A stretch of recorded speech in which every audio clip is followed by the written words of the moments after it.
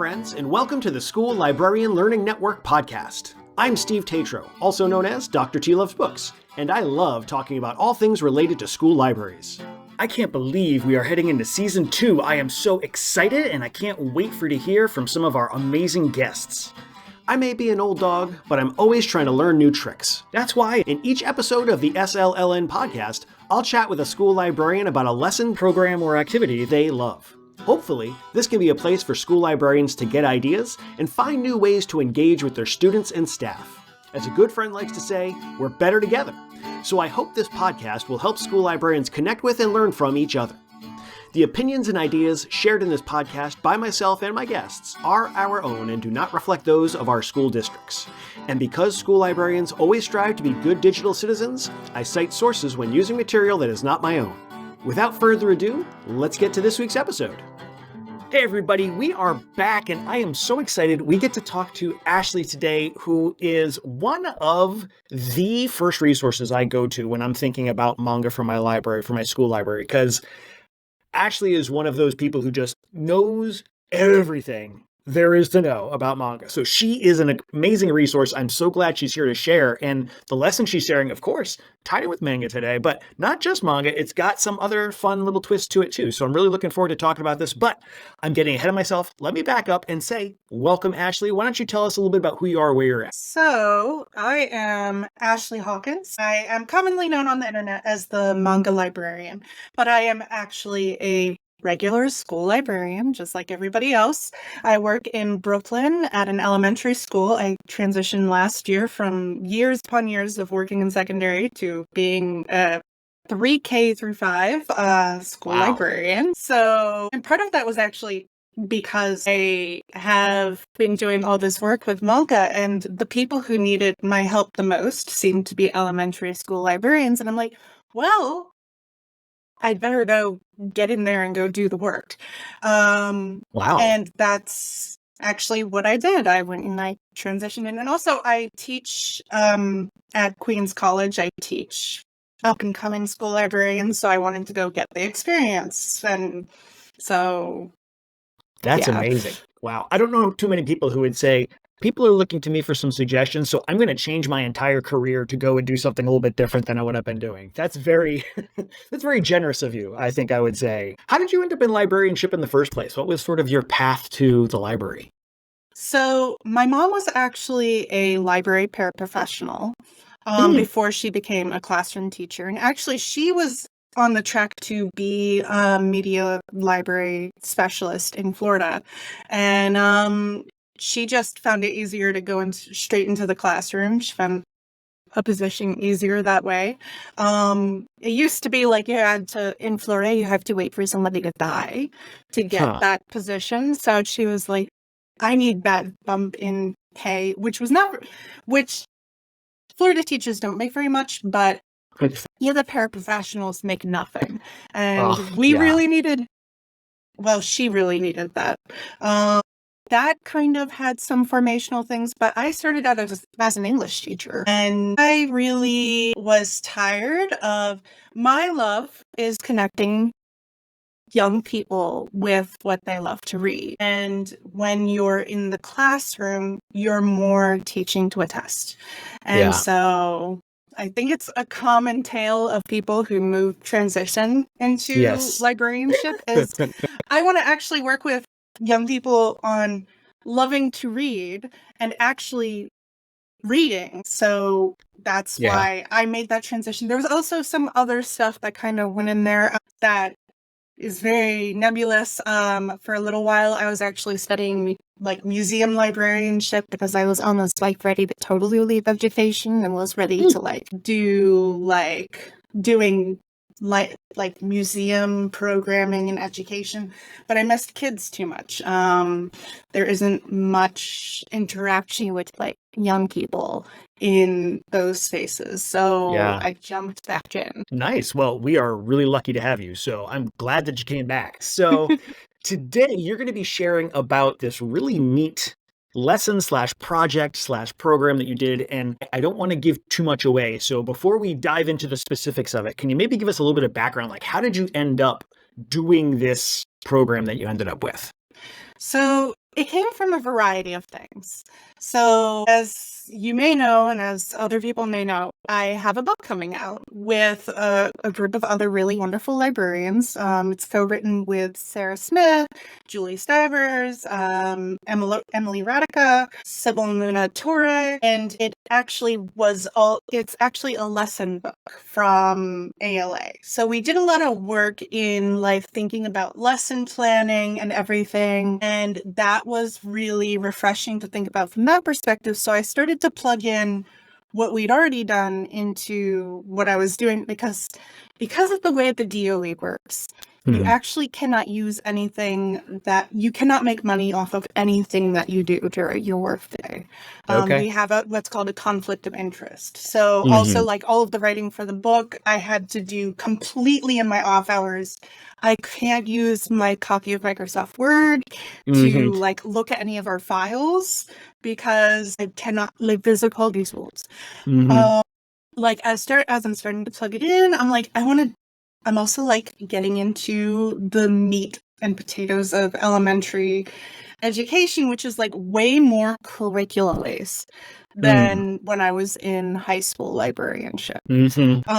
So I was reading Maura Madigan's book on project-based learning, and I'm like, I love this, but I want to do something that's a little bit more like what I want to do. And also there's like a big push for project-based learning in NYC. And I'm like, I want to build it. And I learn more from building and I learn more from making.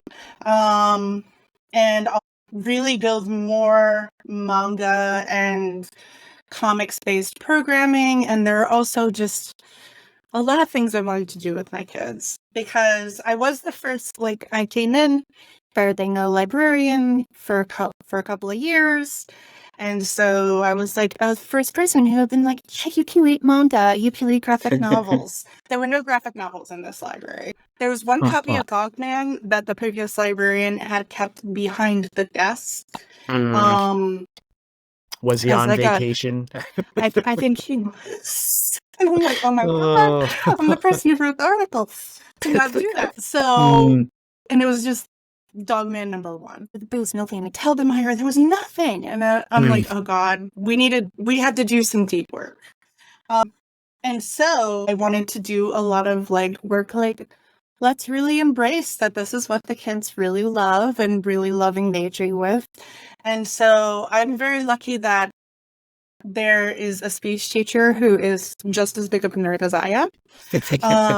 But she's also a bit younger, so she has some of the energy that I'm starting to lose. So, you know, she's got that Gen Z sort of like verve. She's like a late millennial, early Gen Z. So she's got that oomph.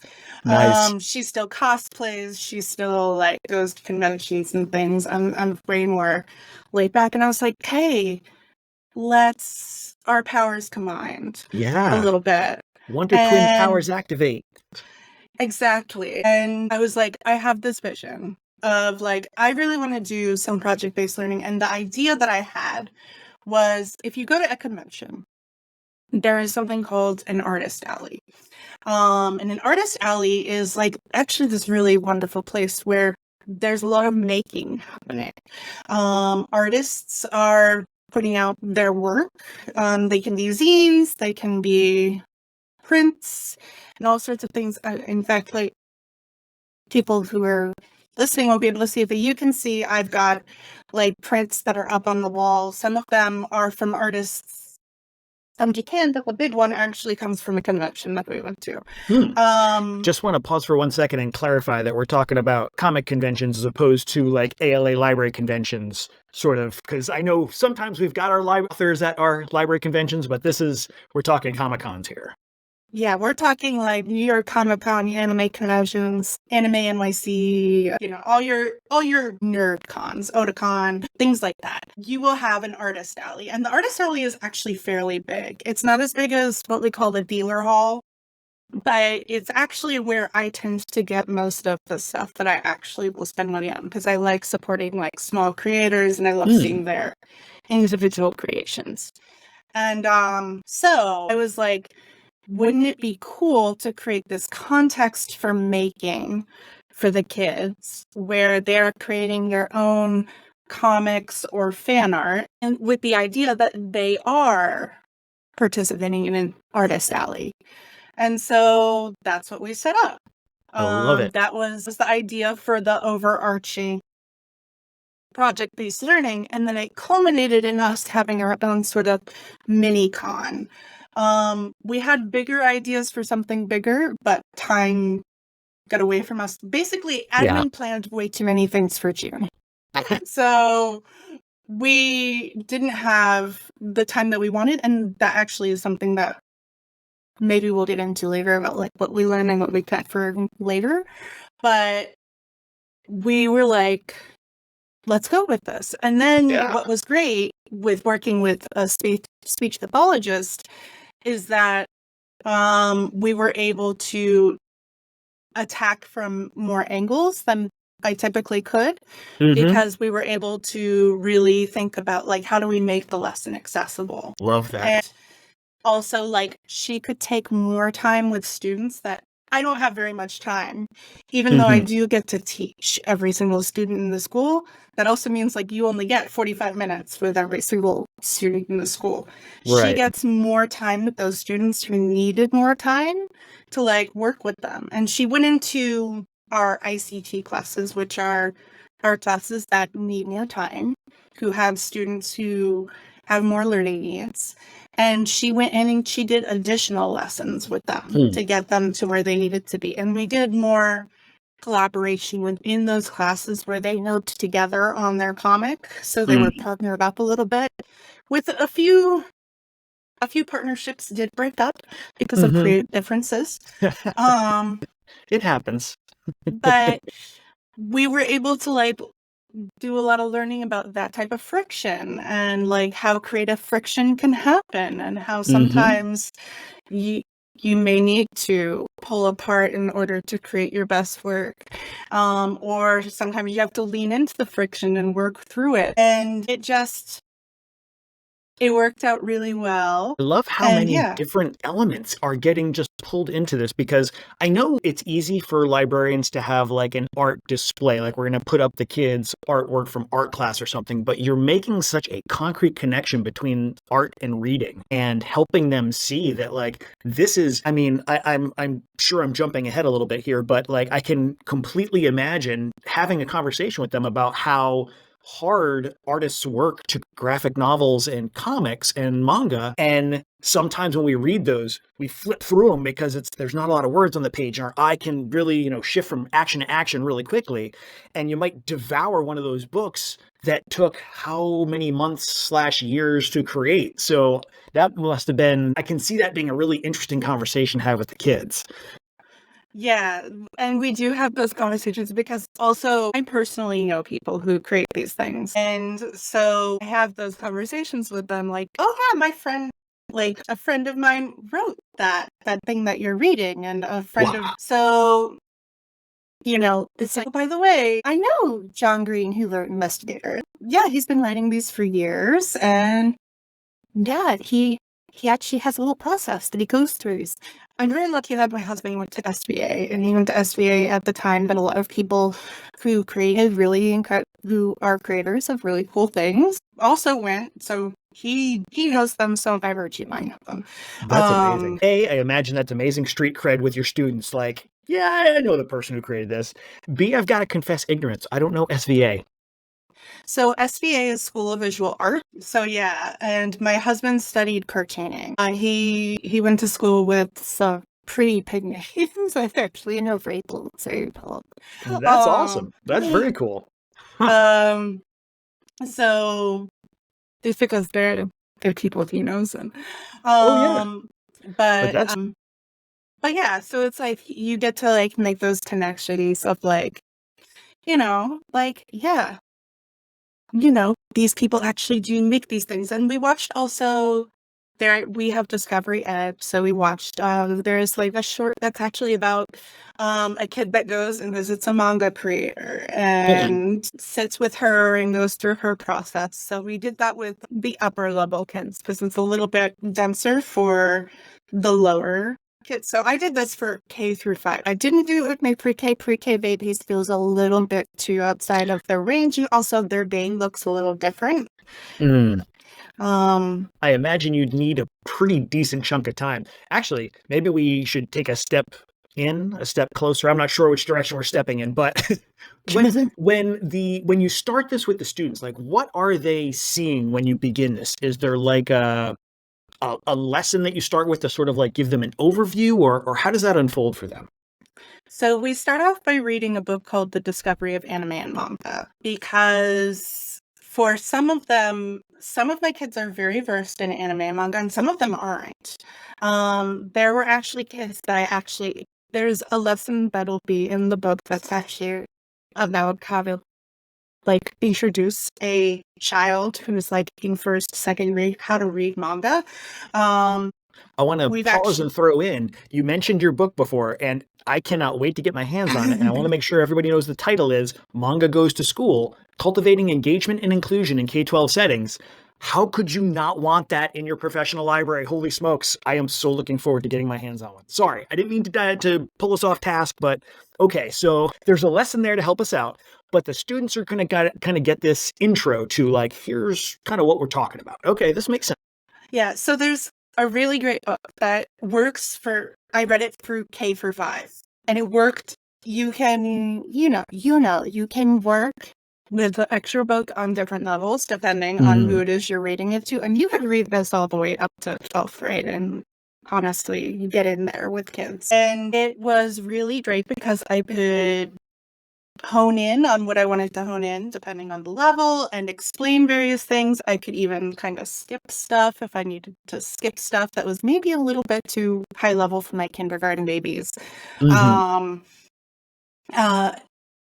And it's just a really good book for introducing that. And it also starts off at a convention. It was a really good sort of bridge. So it's like, it takes place at a convention, and then you kind of go on this magical journey through time and space, through all of the history of manga and anime as well.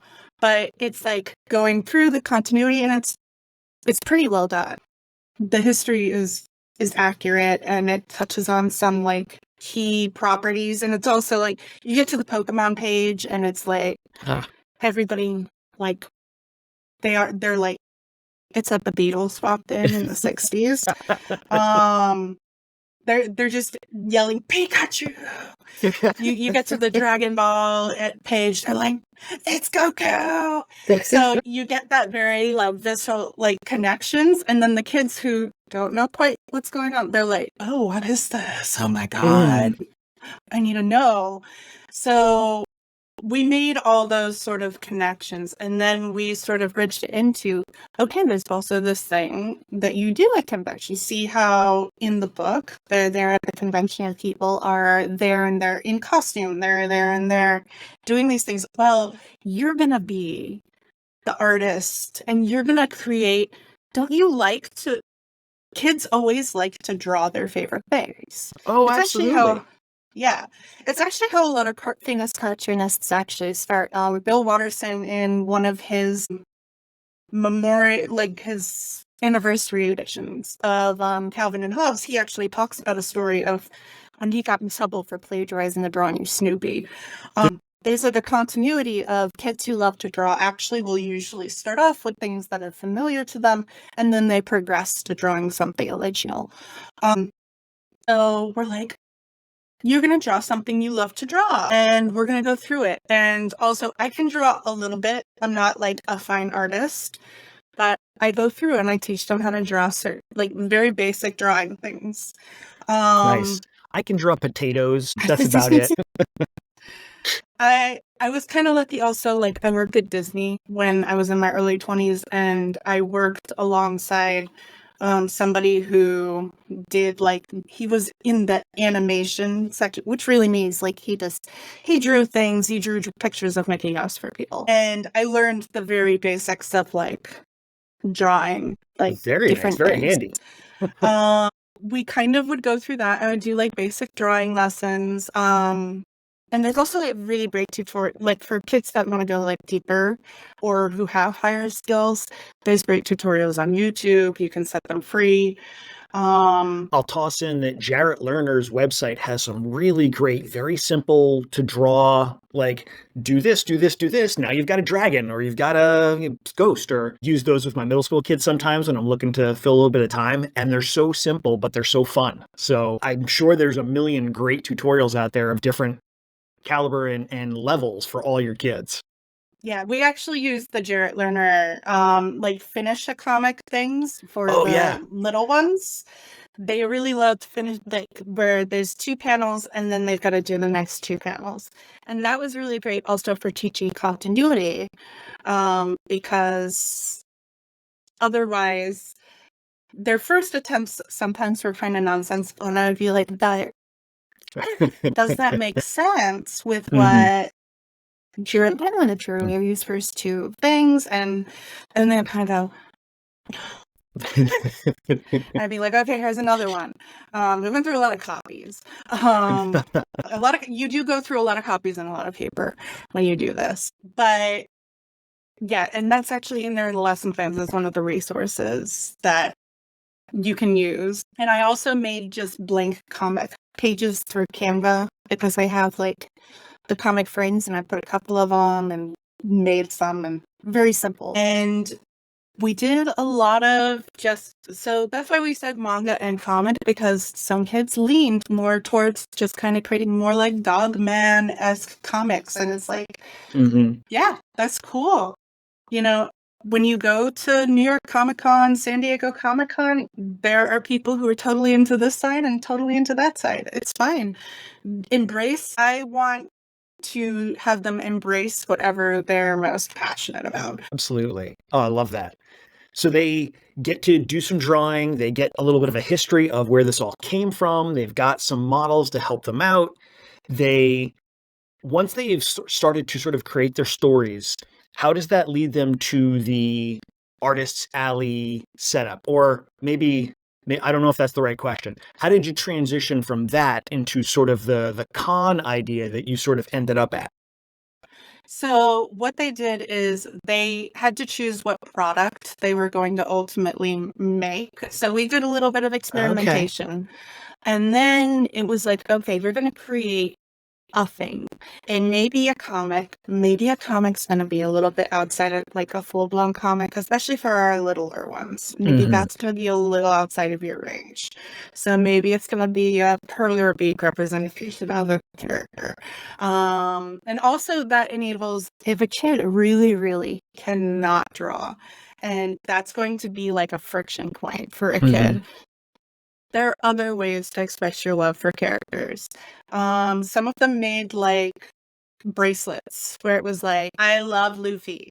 I love Hello Kitty. Well, actually, no, my kids are all about Kuromi. So I love how much you thought about accessibility in this, because between working with your speech therapist teacher to help those kids who might need that extra support, but also just in terms of how the students are connecting with each other, with the material, you're giving them so many great options here. I really, really appreciate that. That's really wonderful. So they've got they come up with their product, and then how do you sort of prepare them for being in Author's Alley? So as we get there, it's like, some kids finish faster, and then it's like, okay, you want to move on to creating something else, maybe. So some kids actually had multiple products, so they had like a whole armful of beaded bracelets, and some kids had like one really intensely made thing, and that is all okay. And I also wanted to lead into that, like, it's okay to like take your time processing something, and it's okay if somebody is finished and you're not, because we have time. And actually, we didn't have as much time as I thought I was going to have because of field trips. So I lost some groups where I thought I was going to see them 4 times. I saw them twice. So things were done in various levels, and we were able to be comfortable with that. It helped that it was the end of the year, so we were just kind of sliding in like, It's fun. We're gonna get there. It was a nice kind of way to ease out of the year. I love all of that.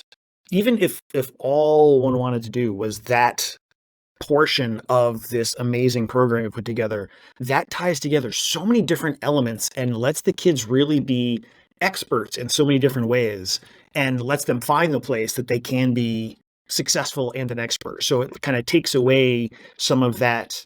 Not all of our students are going to be able to do every single kind of task. So I love that you're giving them all these different options and opportunities.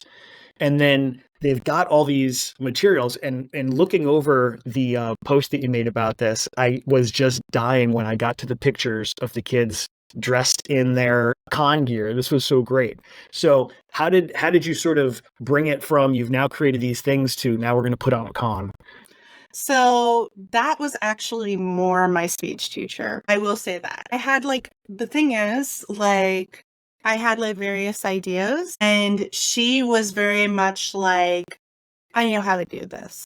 And she went forward, she talked to the creator for Con, and she brought him to make a video for our kids. Nice. Basically telling that it was a wonderful video because we have a mostly Black community. And also this was great because she is also Black. So it was great for her to be kind of the one spearheading this so that it was coming authentically. So it was very much also, we wanted to make sure our kids feel like this is very much a thing. And this is also spoken of in the book more from Muna's point of view, because Muna is a creator in our book who she is Black and she is a part of the anime and manga community. And there can sometimes be an outsidership that is felt by Black nerds, Hispanic nerds, and they have so much ownership of what they read, what they consume, and there are all these corollaries to the Latin and BIPOC experience. And it was really great to have somebody come to the kids and be like, hey, you're part of this community and there's a space for you in the community. And we also had, there is another school that she services that is a high school that has an anime club. And it's actually an all-boys school.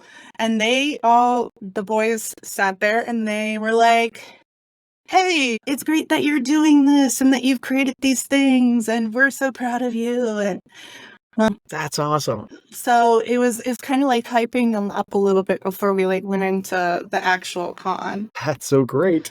So that was really wonderful. And she really took ownership and really made that. She made the video. The reason why I didn't share it is because it's got students in it. But it's just this wonderful thing that really made the kids feel very connected. So yeah, that was really great. And then I made sure we got through first book, all of those Pokemon tournament sets. Okay. So we were able to have Pokemon tournament going. If they hadn't finished their artwork, they actually were kind of working on it or they're showing it to each other. And of course we had cosplay, and Miss Toles, our speech teacher, she got in just like her cosplay gear. She was just like, here, you try this on, you try that on, and just let them kind of experience what it's like to wear a cosplay. And she was actually dressed up also. She came in dressed up as someone. So awesome. So badly want to do a con at my school someday. Someday I will get there. This is absolutely giving me millions of ideas of ways I'm going to start to build that foundation so I can get that going. Oh man. So I have a vision in my head, but I don't know if it's the reality. What was the students' reaction to all of the ability? First, what was their reaction to being able to create something on their own? I imagine that they were pretty into that. Yeah, they had a lot of fun because it was also very different from, usually my library time is very structured because usually with elementary school you were very, very structured. It's usually you come in, we do story time, we do a little bit of discussion about the story, then we have a nice little activity, and then we do checkout, and then goodbye. And it's rinse, recycle, repeat. But We actually did this as I had to stop checkout at a certain point because many of them had, there were too many books out. And I had to be like, and they needed to do inventory. We had a bit of an issue where books had been checked out through the wrong kids because I'm not the one who actually checks the books out. I won't get too deep into that, but we needed to get the books back because I needed to do inventory and see where books actually were and just mark certain things as lost, and so we can start fresh this year. So I had to do a way earlier reset than I usually would. So I was like, okay, the way we're structured, and also let's just try something a little different. Let's see how this goes. And so they were really like into it because it was very different. And they gave them a lot of freedom. Yeah, and I imagine you were doing this toward the end of the year, so you've already kind of built up expectations. They know sort of what how they should be engaging with the library. And then once you've got that base built in, then you can start playing around with, let's try something a little bit different. So it sounds like they really appreciated the change, but also able to sort of recognize that this is something that's different. And so we're going to, work with that and not lose that opportunity. Yeah, because I did tell them, like, if this doesn't work, then I can. They also, like, there is a little bit of, they know I came from a high school. In fact, one of our care professionals is one of my former students. So they know 100%, like, I came from a nearby high school. And there's like a little bit of like, oh, high school teachers are scary. I'm like the least scary person in the entire building. But there's like a little bit of like, oh, we don't know what'll happen if we make Miss Hawkins angry. Like, my warning is sometimes like, oh, do you want to know that high school Miss Hawkins is like, the high school Miss Hawkins is exactly like the elementary high school Miss Hawkins. But it's fun to tease those things out. It's a little bit of my version of Viola Swamp is high school Miss Hawkins. Oh, I love it. So when you ended up, taking all of these amazing pieces and pulling them together into the con, what kind of reaction did you see from the students? Did they have much feedback about how things went? They were very excited, and I think they really loved it. The thing is, like, I didn't have too much more time to like really parse out from the kids, like in-depth feedback, because then we were in the summer, basically a couple days later. But in the immediate moment, they really seemed to love it. The response from admin was very positive. That's awesome. So they really liked it and really want us to do it again. And Did so any of the other teachers have any thoughts or feedback? They seemed to really like it also because they didn't. So it was like it was like sometimes, that's the best thing we can do sometimes. Just take the kids off their hands. They basically kind of sat in the back and were like, oh, look at this. This is happening. This is great. We'll walk Hawkins and Tolas do their thing. So I love it. So this was the first year you did this, right? This was the first time? Yeah. So I imagine there were some things that you might have learned from the experience that you're going to use again or maybe modify if you are. First of all, I guess the big question is, do you think this is something you're going to do again? Yes. Okay. So very much on board with that. So that's awesome. So what do you think, what worked, what maybe needs to be tweaked a little bit as you move forward with this? We did, when Ms. Tolas and I kind of debriefed later, we were like, okay, so first off, we need to do it earlier in the year for a couple of reasons. The first reason was we wanted to deepen the projects more.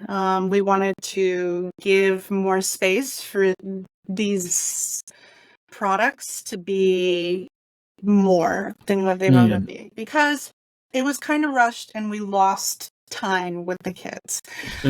So we were thinking of doing it more along in like April. We're trying to parse out when the best time is, because a lot happens during an elementary school year.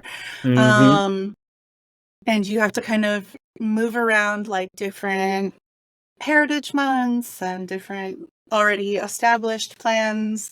So we have to talk to admin about like when will it actually work for, it has to work around their schedule. Mhm. But we really want to like deepen. I also want to maybe provide a couple other options, maybe some cosplay building on the students' behalf, Ooh. but that requires getting more materials than what I had. So there are other things I kind of want to do, and it just will take more time and also more skills building. Mhm. And there were a couple of things that I wanted to do with the students and maybe teach them that I didn't have the time to teach them. Like, I wanted to teach some of them how to crochet, like the older ones, how to crochet and make Okay. amigurumi and some of those like higher level skills, but there just wasn't the time to do it. Mhm. So if I I have love that time, there's more. yeah. I love that the plan is we're going to make this bigger because it was not we didn't get a chance to do enough stuff. That's awesome, man. And I could see even like you were talking about having to sort of navigate different events and heritage months and maybe even classes, but I could see this even getting maybe you pull in some of the class to be like, oh, you guys were learning about this. What would be maybe like a hero that might fit with that? Or Mhm. can we create a hero that would fit with this particular? How do we reflect this in our art? Or man, there's so many cool things you can do with this. Oh, it's so exciting. It's so cool. Yeah. So if somebody wanted to try this out, what is maybe one or two things they should really have at the front of their mind as they are sort of prepping themselves and or their students to dive into this? I mean, first off, it is a lot of work. So Mm. just be prepared for that. It's a lot of work. I think maybe, and it's going to look different at different levels. First off, the reason why I'm able to do this for all K through 5 is because I have a school of 225 students. We're a small neighborhood. I think for your first year, if you're a bigger elementary school, maybe only do it with 3 through 5. Or do some kind of a soft launch Yeah. in a smaller group. Like if you've got 1,000 kids trying to do what I Oh, did, is gonna I can't be, even imagine. you're gonna just stress yourself out. I was stressing myself out over 225. And just if you're like the middle school, high school level, maybe start it off with just your anime. Mm. And have that be a project-based learning for your anime club where they are running an artist alley. And also maybe even think about making them do more of the economics kind of side of it where they actually have to Mhm. sell. Even if Mm. it's for, if you do Pivot type stuff, if it's for like Pivot dollars or things like that. There are like a million ideas up here about how you could do it at different Yeah. levels. You could really like teach them about like how to really go into this. And like I added a video of somebody who actually does like Artist Alley and how they set up their whole setup. It's like a whole thing. And there's a lot of thought and a lot of things that go into it, and like how they place products and how they do these things and how they lay them out. And if students are at like the high school age and they are serious artists and they are seriously considering going down that avenue, that is actually like a big way that you make money as an Mm. illustrator, is by doing artist alleys. So you could actually be pairing them for actual. Oh man, oh, you've got me so excited. It's so many ideas bubbling. I am so glad that I saw you shared this online. You shared out a post that you had done with all the write-up and the links and how to do this. And I am so glad you did. Thank you so much for sharing it because this hits on so many awesome places and it excites me. It gets my brain fizzing with all the awesomeness that you could do with this. So thank you so much for sharing it. We are now going to take a 90-degree turn and go into our book break. Book break. Squiddity. So the book break, you can share any book you want or books that you want. It can be personal, professional, for adults, for kids, for whatever. What's a book you think people should get on their TBR list? So I am going to recommend a book that I really love. And it may not be on everybody's radar because it is a book for adults. It's a book in translation. It's called What You Are Looking For Is in the Library by, I like the title. yeah,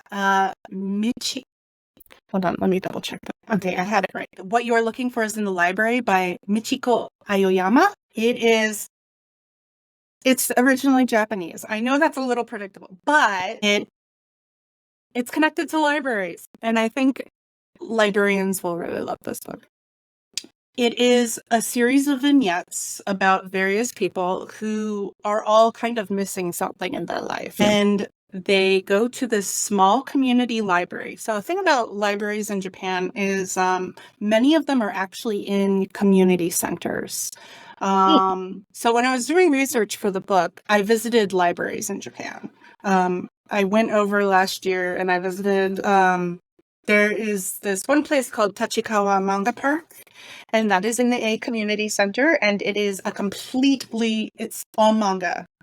It's a manga library, and that actually had my brain totally going crazy as a school librarian, because it was, first off, they had picture books included as like, they considered it as like the continuum of like graphic literature. And they're called tatami mats, and that's actually meaning you have to take off your shoes as you come in, and it's this wonderful reed flooring that's very common in Japan. And so as you're walking around, there's like this wonderful textural thing of like, there's this texture underneath your feet, and then the books were genreified, the manga was genreified, and then it was just this wonderful experience. And then there was another one that I went to that was just a regular library, but it was also considered a community center. They actually had a cafe, and then there was a floor that was completely only teens are allowed. And I tried to go, and they were like, they came up to me and they saw that I was a Westerner, and they were like, no, you can't come. And I'm like, "Watashi wa shisho desu." That basically, which means I'm a librarian. And so we talked a little bit, and I'm like, and I explained, like, I just wanted to see it because I want to see how you like set up a space for teas. And they had like ping pong tables, and they had like study spaces, and they're like, we just don't let adults down here because we don't let any adults talk in the teens. I completely understand. Don't worry. I will leave them alone. I don't want to talk to any teens. I'm on vacation. But anyway, the point being, in Japan, they're part of community centers. So these people go to this community center, usually for some other purpose, but usually they'll be directed to the library. Like, you're here for a computer class. You should go check out the library where they have books on computers. And they go in ostensibly for a computer book, but they'll go meet with the librarian. And the librarian is kind of this ethereal, otherworldly presence. And she will always give them what they have asked for, but then there'll be another book recommendation. And it'll turn out to be exactly what they really need for their life. And it'll be completely like, they'll give a bunch of computer books and then a picture book, like for children.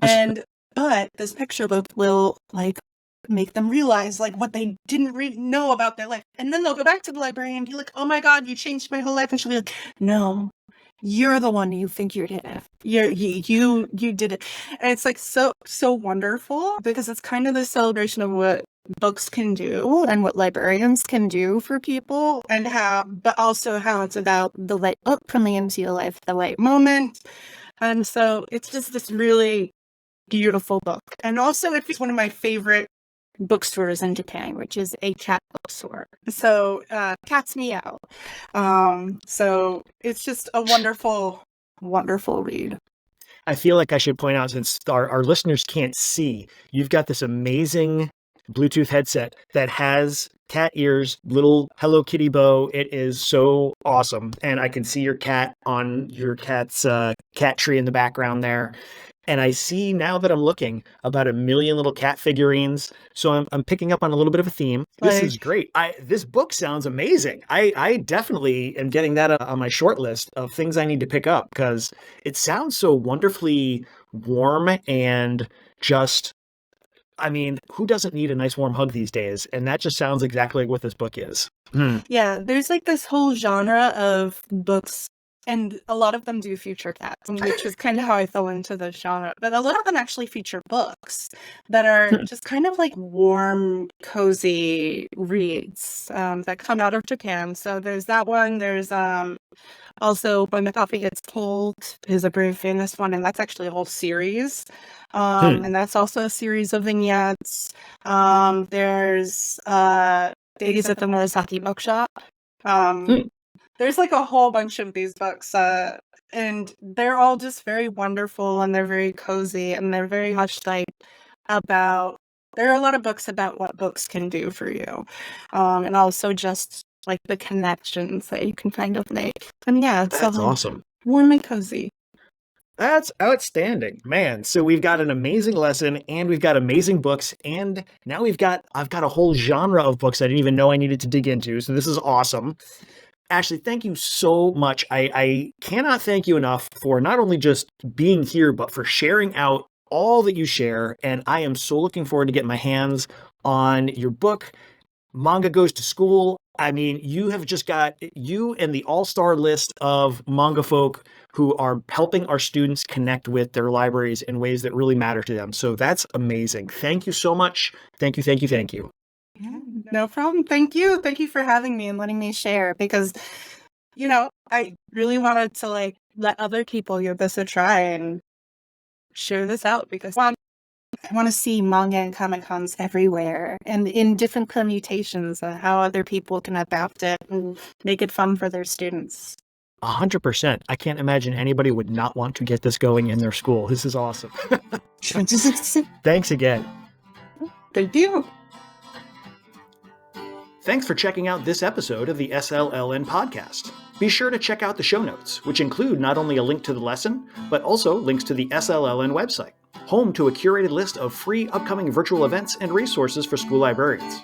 It's easy to become a member of the network. Just visit the site and use what you like. If you have an idea, a question, or a lesson you want to share, you can email schoolliblearning@gmail.com. That's school, L-I-B, learning@gmail.com. Know someone with a great school library lesson? Let us know. Until next time, be safe, be good, and be well.